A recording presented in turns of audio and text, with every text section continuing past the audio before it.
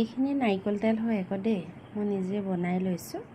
ইয়াত আছে পিঁয়াজ, মেথি গুটি আৰু আপোনাৰ নৰসিংহ পাত।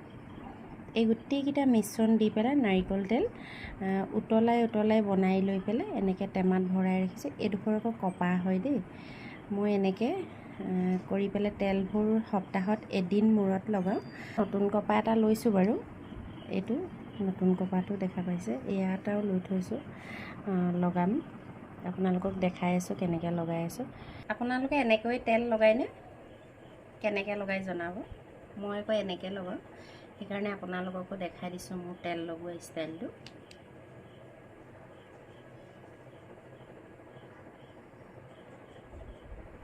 আচলতে কথাটো কি জানে, নিজকো অলপ সময় দিব লাগে, নহয় জানো? অকল ঘৰৰ কাম কাজ এইখিনি কৰি থাকিলেনো কেনেকৈ হ'ব? অকল ফেচবুক কৰি থাকিলেও নহ'ব, আৰু পইচা অহা ৰাস্তাটোতে কাম কৰি থাকিলেও নহ'ব। নিজকো অলপ টাইম দিব লাগিব। যিহেতু আজিৰ যুগটোৱে তেনেকুৱা, সকলোৱে ধুনীয়া হৈ থাকিব বিচাৰে আৰু নিজৰ যতন লৈ থকাটো ভাল, নিজৰ ওপৰত খিয়াল ৰখাটো। সেইকাৰণে ময়ো অলপ খিয়াল ৰাখোঁ আৰু, কিন্তু আগতে দেখুওৱা নাছিলোঁ কি কৰোঁ কি নকৰোঁ। আজিকালি যিহেতু ফেচবুকত কাম কৰোঁ, সেইকাৰণে মই নিজৰ কামখিনি দেখাই যাওঁ আৰু আপোনালোকক।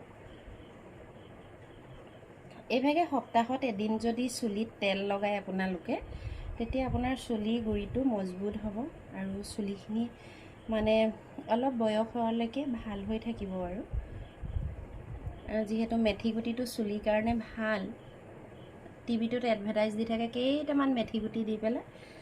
আৰু ইয়াতে এল'ভেৰাও দিয়া আছে আকৌ দেই। মোৰ বাৰীত এল'ভেৰা ধেৰ আছে যে, এল'ভেৰাবিলাকো দিয়া আছে অলপমান। কেতিয়াবা বনালে মই দেখাম দেই। এইখিনি যিহেতু বহুতখিনি আছেই আৰু 3-4 মাহমান গুচি যাব মোৰ। আপোনালোকেও এনেকৈ লগাব। এনেই অকণমান হাতত লৈ সৰুতে লগাইছিলোঁ বাৰু। হাতত লৈ অকণমান লগালে চুলিখিনিত গোটেইখিনিতে নালাগেগৈ, গোটেই গুৰিখিনিয়ে চুলিৰ তেল পাব লাগে, নহয় জানো বাৰু? আপুনি চাগে ভাবিছে এইজনীয়ে পথাৰৰ কামো কৰে, ঘৰৰ কামো কৰে, মেচিনৰ কামো কৰে, দোকানো কৰে, আৰু নিজৰ ওপৰতো ইমান খিয়াল ৰাখিব পাৰে, কোন সময়ত সময় পায় সেইভাগে চাগে ভাবে ন? এনেকেই চব এনেকেই কৰোঁ। এইটো কাম ভাবোঁ সপ্তাহত এদিনহে।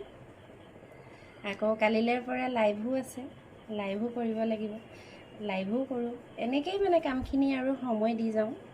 তেল লগাই হোৱাৰ পাছত মূৰটো ধুব লাগিব। মূৰটো ধুবৰ বাবে মই এয়া ঔটেঙা পাত হয়, এইখিনি চিনি পাইছে?